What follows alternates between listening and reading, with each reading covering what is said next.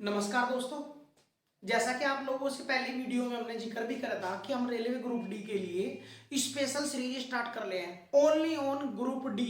बाकी आओगा सब में, एसएससी जीडी में भी आओगा, यूपीएसआई में भी आओगा सबके लिए। लेकिन स्पेशल ग्रुप डी के छात्रों के लिए हम स्पेशल ग्रुप डी के छात्रों के लिए हम ये वीडियो स्टार्ट कर रहे हैं। तो ग्रुप डी का जो भी छात्र है कम से कम मैथ का एडवांस मैथ के 7 से 8 क्वेश्चन आएंगे और एडवांस मैथ जितना भी आओगा वो सारा का सारा हम करवाओगे। अर्थमेटिक साइड में चली रहा संख्या पत्ती वो भी करते रहेंगे। वहां पे करंट अफेयर की भी वीडियो डालेंगे हम, छोटे से छोटा और बड़े से बड़ा पॉइंट हम यहाँ लेकर आएंगे। तो आज स्टार्ट कर रहे हैं हम पहला टॉपिक क्षेत्रफल।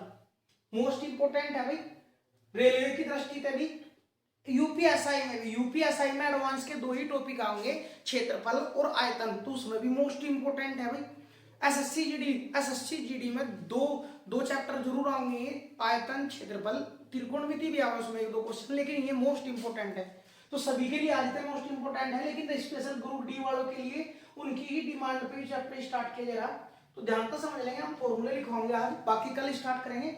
ध्यान तो देखो, मोस्ट इंपोर्टेंट है, हर चीज नोट कर लियो भाई। पहला हेडिंग दे रहा हमने वर्ग। अगर परिभाषा लिखना चाहो तो कॉपी पेन उठाओ और लिखना स्टार्ट कर देंगे। वर्ग क्या हो? वर्ग हो 4 भुजाओं से घिरी ऐसी आकृति, 4 भुजाओं से घिरी ऐसी आकृति जिसकी चारों भुजाएं बराबर और प्रत्येक कोण समकोण होता है। तो वर्ग की जो कंप्लीट परिभाषा है यह है भाई कि 4 भुजाओं से घिरी ऐसी आकृति जिसकी चारों भुजाएं बराबर और प्रत्येक कोण 90 डिग्री का होता है। तो इस टाइप से जो आकृति होगी वो होगी वर्ग। ये वर्ग का मतलब ये है कि चारों भुजाएं भी बराबर होनी है, प्रत्येक कोण भी बराबर। अभी अंत के सूत्र लिखेंगे। वर्ग का जो क्षेत्रफल होगा वो होगा भुजा गुणा भुजा, और जब भुजा बराबर है तो a गुणा a, अर्थात वर्ग का क्षेत्रफल a स्क्वायर। वर्ग का परिमाप क्यों भाई? परिमाप 4 गुना भुजा। अब क्षेत्रफल और परिमाप होके ध्यान से देखेंगे। क्षेत्रफल का मतलब है यू एरिया भाई, यू जो भुजाओं का घेरिया, यू जो एरिया है यहाँ बोलना है हम क्षेत्रफल, यू है क्षेत्रफल। तो इसका मान पूछा तो कैसे निकालना है हमने? लंबाई गुना चौड़ाई, और लंबाई भी बराबर चौड़ाई भी बराबर, इसलिए भुजा गुना भुजा अर्थात a स्क्वायर। वर्ग का परिमाप किसी भी आकृति का परिमाप निकालना, तो उस आकृति के एक बिंदु से स्टार्ट हो गए उसके चारों ओर घूमने में तय की गई दूरी ही परिमाप कहलावा है। तो देखिए यहाँ तक चलेंगे, ये दूरी तय करी जब यू इसकी लंबाई है, यहाँ तक चले तो यह भी ए दूरी, या भी ए, और दोबारा फिर इस पॉइंट मानेंगे या भी ए क्या बार 4a, अर्थात 4a इसका मान हो जाएगा भाई। परिमाप क्या हो? चारों भुजाओं पर घूमने पर तय की गई दूरी। तो भुजाएं हो या फिर वर्त कह लो, यू वर्ती बन जाए तो इसके चारों ओर ऐसे घूमने पर तय की गई दूरी जो है, इस बिंदु तक चलोगे उसी बिंदु तक पहुंचने में जितनी भी दूरी तय करनी हो वो परिमाप कहलाता है। नेक्स्ट है वर्ग का विकर्ण। विकर्ण क्या हो भाई? भुजा रूट 2, भुजा रूट 2, अर्थात भुजा अगर ए है तो ए रूट 2। ये विकर्ण क्या हो? ध्यान देंगे विकर्ण क्या हो भाई? सम्मुख शीर्षों को मिलाने पर, यू शीर्ष और यू शीर्ष, अगर इन शीर्षों ना आपस में मिला देंगे तो यू विकर्ण कहलाएगा। इन शीर्षों ना आपस में मिला दोगे तो यू विकर्ण कहलावा है। तो सम्मुख शीर्षों को एक दूसरे पे जो मिलाया जाए यू कहलावा है विकर्ण। तो वर्ग का जो विकर्ण हो क्या हो? भुजा रूट 2। नेक्स्ट वर्ग का क्षेत्रफल, ये क्षेत्रफल यहाँ पे निकाल लिया, लेकिन ये जो क्षेत्रफल था ये भुजा के पदों में था, भुजा की घात 2 या भुजा गुना भुजा। अगर वर्ग का क्षेत्रफल पूछा तो 1/2 विकर्ण का स्क्वायर। तो विकर्ण के पदों में क्या है? वर्ग का क्षेत्रफल 1/2 विकर्ण स्क्वायर। नेक्स्ट आयत। आयत क्या हो गई? आयत की परिभाषा नोट करना चाहो तो नोट कर लियो भाई। आयत क्या हो? ऐसी आकृति, 4 भुजाओं से घिरी ऐसी आकृति जिसकी आमने सामने की भुजाएं बराबर और प्रत्येक कोण 90 डिग्री का होता है। तो आयत की कंप्लीट परिभाषा क्या बताई? 4 भुजाओं से घिरी ऐसी आकृति जिसकी आमने सामने की भुजाएं बराबर और प्रत्येक कोण 90 डिग्री का होता है। तो जैसे आमने सामने की बोले तो बी और बी दोनों आपस में बराबर है, यह एल है तो यह भी एल है, आपस में बराबर है, और प्रत्येक कोण कितना है? 90 डिग्री का भी हो तो कैसी आयु? आयत कहलावा भाई। तो वर्ग में आया था फर्क क्या है? वर्ग की सारी भुजाएं बराबर थी, इसकी केवल आमने सामने की भुजाएं बराबर है, बाकी सारी प्रॉपर्टी सेम है। आयत का क्षेत्रफल निकालना, तो क्षेत्रफल आयत का क्षेत्रफल बराबर लंबाई गुना चौड़ाई। तो लंबाई नाम एल तक प्रदर्शित करेगी, यह है लंबाई, और बी का मतलब ब्रैक बोले तो चौड़ाई, वृत्त भाई। तो क्षेत्रफल की हो जाएगा आयत का लंबाई गुना चौड़ाई अर्थात L गुना B। आयत का परिमाप, परिमाप दो कोष्ठ में लंबाई प्लस चौड़ाई अर्थात दो कोष्ठ में लंबाई ने L तक है तो L प्लस B, तो दो कोष्ठ में LB। आयत का विकर्ण, विकर्ण क्या बताते हैं थोड़ी देर पहले दोस्तों, विकर्ण हो सम्मुख शीर्षों को अगर मिलाते हैं तो ये विकर्ण कहलावा है। अगर इस विकर्ण की लंबाई बतानी हमने तो कैसे निकाल लेंगे हम कि विकर्ण की लंबाई बराबर रूट में लंबाई का स्क्वायर प्लस चौड़ाई का स्क्वायर, लंबाई ने L तक प्रदर्शित करे तो L स्क्वायर, चौड़ाई ने B तक तो B स्क्वायर, या ऐसे लिखेंगे भाई ये रूट अगर इधर से हटा दे तो इधर घात 2 बढ़ जाएगी अर्थात विकर्ण का स्क्वायर बराबर हुआ है लंबाई का स्क्वायर प्लस चौड़ाई का स्क्वायर। नेक्स्ट हेडिंग है भाई वर्त। अगर वर्त की परिभाषा की बात करें दोस्तों तो आकृति तो सबने ही पता होगा, यह है वर्त। तो वर्त कैसे की परिभाषा कैसे डिफाइन करेंगे, देखिए जानते हैं, एक बिंदु से, एक बिंदु, ये बिंदु ले लिया हमने, एक बिंदु से समान दूरी पर स्थित, एक बिंदु से समान दूरी पर स्थित बिंदुओं का बिंदुपथ। तो ये है एक दूरी, एक बिंदु है उसका समान दूरी पर स्थित, समान दूरी पर स्थित ये बिंदु, इन बिंदुओं ने मिलाने वाली जो रेखा है बिंदुपथ कहलाएगी भाई। तो एक बिंदु से समान दूरी पर स्थित सभी बिंदुओं का जो बिंदुपथ है, बिंदुपथ बोले तो रास्ता है, इस नाम वर्त का है। तो किसी एक बिंदु से समान दूरी पर स्थित सभी बिंदुओं के बिंदुपथ को वर्त कहते हैं तथा उस बिंदु को वर्त का केंद्र कहते हैं, तथा उस बिंदु से जो यू बिंदुपथ था इस नाम परिधि बोलते हैं भाई, यूएस की परिधि, यह जो लाइन खींची है परिधि, यू जो बिंदु है बोला जाए इसका केंद्र, और केंद्र से परिधि के बीच की दूरी, तो केंद्र O एम परिधि के बीच की दूरी यह इसकी त्रिज्या कहलाती है। तो इस नाम बोलना है त्रिज्या। तो यह कहलाएगा इसकी त्रिज्या क्या बता, केंद्र से परिधि के बीच की दूरी त्रिज्या कहलाओगी, यू बिंदुपथ या इसकी परिधि कहलाओगी, यू इसका केंद्र कहलाओगा। केंद्र से परिधि के बीच कहीं भी मिला हो, ये जरूरी नहीं है ये मिला, यू मिला होगा या इसकी त्रिज्या, और त्रिज्या नाम ही स्मॉल r तक निर्देशित करावे। तो त्रिज्या का डिपेंड करेगी r, यू भी त्रिज्या की है r। तो केंद्र से परिधि के बीच की दूरी उन नाम बोलना है त्रिज्या, और r तक डिनोट कर रहे हो यू है केंद्र। अब ध्यान देंगे दो चीज पता लगी हमें, परिधि क्या है, या चारों ओर जो वर्ताकार मार्ग है ना परिधि बोल रहे, केंद्र से परिधि के बीच की दूरी नाम त्रिज्या बोल रहे, केंद्र बोल दिया। अब आए व्यास, व्यास की हो दोस्तों ध्यान से देखेंगे, व्यास हो केंद्र से गुजरने वाली, युरा केंद्र, केंद्र से गुजरने वाली और परिधि को दोनों ओर स्पर्श करने वाली, तो केंद्र से गुजरने वाली और परिधि को दोनों ओर स्पर्श करने वाली रेखा केंद्र वृत्त का व्यास कहलाता है। तो देखियो यह रेखा वृत्त का व्यास है, जब यह आर है यहाँ तक तो यह भी आर है, तो जो व्यास हो वो 2r, व्यास ने कहीं पर प्रदर्शित करा 2r यानी त्रिज्या का 2 गुना, तो व्यास की हो त्रिज्या का 2 गुना। अब वर्त का जो क्षेत्रफल है वो क्या होगा, वर्त का जो क्षेत्रफल है इसका क्षेत्रफल pi R square, pi R square, और पाई क्या है, पाई का मान 22/60 या 3.174 जो भी है 3.1414। वर्त का परिमाप 2 पाई आर, और वर्त का जो व्यास होगा वो कितना होगा भाई, त्रिज्या का 2 गुना यानी 2r होगा भाई। एक चीज और भी डिस्कस कर लेंगे, वर्त का जो जिह्वा, जिह्वा भी आएगी, तो मोस्ट इंपोर्टेंट है, अंदर क्वेश्चन बनेगा, यू है एक वर्त जिह्वा, जिह्वा क्या हो, परिधि को दोनों ओर मिलाने वाली रेखा है जिह्वा कहलावे, परिधि के दोनों ओर अर्थात परिधि के दो बिंदुओं पर जो मिलने वाली रेखा है यह कहलावे जिह्वा। परिधि न कहीं तभी एक इधर दोनों बिंदुओं ने टच करने वाली रेखा जिह्वा कहलावे। लेकिन सबसे बड़ी जिह्वा की अगर बात करें तो सबसे बड़ी जिह्वा कौन सी होगी, वर्त का जो व्यास हो वो सबसे बड़ी जिह्वा कहलाता है, अर्थात परिधि को दोनों स्पर्श कर यार केंद्र तक गुजरने वाली रेखा यह भी जिह्वा है, लेकिन सबसे बड़ी जिह्वा है, और हमने मुख्य बोला है व्यास, यह भी जिह्वा है, यह भी जिह्वा है, सारी वर्त की जिह्वा ही है। तो इस पे भी डिपेंड, मोस्ट इंपोर्टेंट क्वेश्चन है भाई, अगर वर्त तक क्वेश्चन 3 आवे या 2 आवे तो 100% है कि क्वेश्चन जिह्वा पे भी डिपेंड आवेगा भाई। नेक्स्ट देखेंगे भाई, नेक्स्ट देखेंगे भाई नंबर 4 पे त्रिभुज।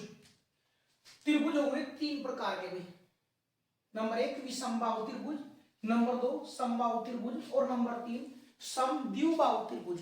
इनके भी फॉर्मूले देख लेंगे, और सबसे ज्यादा जो इंपोर्टेंट है त्रिभुज में वो मोस्ट इंपोर्टेंट, मोस्ट का भी मोस्ट इंपोर्टेंट है समबाहु त्रिभुज। तो पहले विषमबाहु त्रिभुज की परिभाषा चेक कर लेंगे। विषमबाहु त्रिभुज कैसे को, विषमबाहु का मतलब है विषम बाहु, बाहु का मतलब भुजा, विषम का मतलब प्रत्येक भुजा अलग अलग। तो जिस त्रिभुज की प्रत्येक भुजा की लंबाई अलग अलग हो वो त्रिभुज विषमबाहु त्रिभुज कहलावा है। उसकी हमने भुजा ले ली ए बी सी, इसकी लंबाई ए तो इसकी बी और इसकी सी।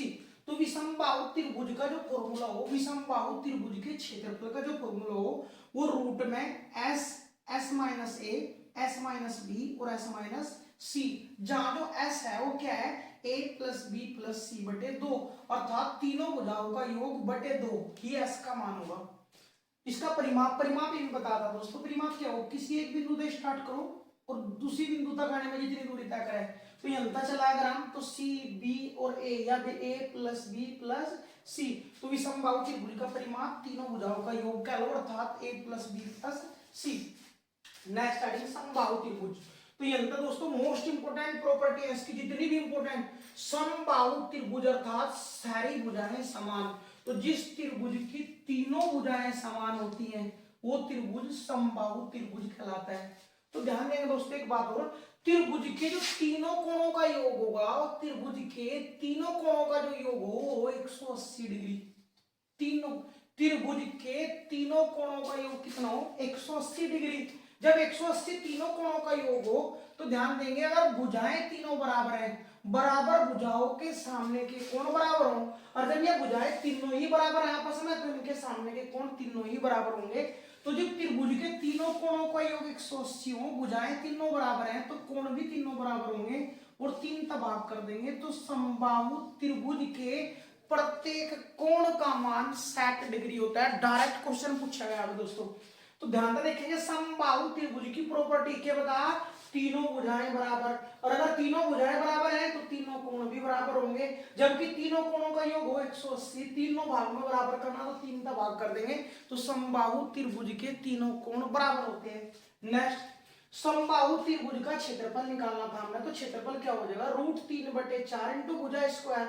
भुजा कितनी मान रखी है तो हम लिख भी सकते कि √3/4 इंटू ए स्क्वायर। नेक्स्ट समबाहु त्रिभुज की ऊंचाई जिन्हें हम प्रदर्शित कर रहे हैं एच तय। ऊंचाई का मतलब है इस शीर्ष तय, यू शीर्ष तय और सामने वाली भुजाओं का जो लंब डाला जाए, लंब का मतलब 90 डिग्री का जो कोण बना है, इसका मान ऊंचाई एच का मान अगर निकालना तो कैसे निकालेंगे, √3/2 इंटू भुजा, अर्थात √3/2 भुजा का मान ए ले लिया हमने। नेक्स्ट ध्यान देंगे वह समबाहु त्रिभुज, इसमें मारते हैं अंतःवर्त की त्रिज्या और परिवर्त की त्रिज्या भी पूछी जा सकती है। त्रिज्या की बजाय क्षेत्रफल भी कह सकते हो।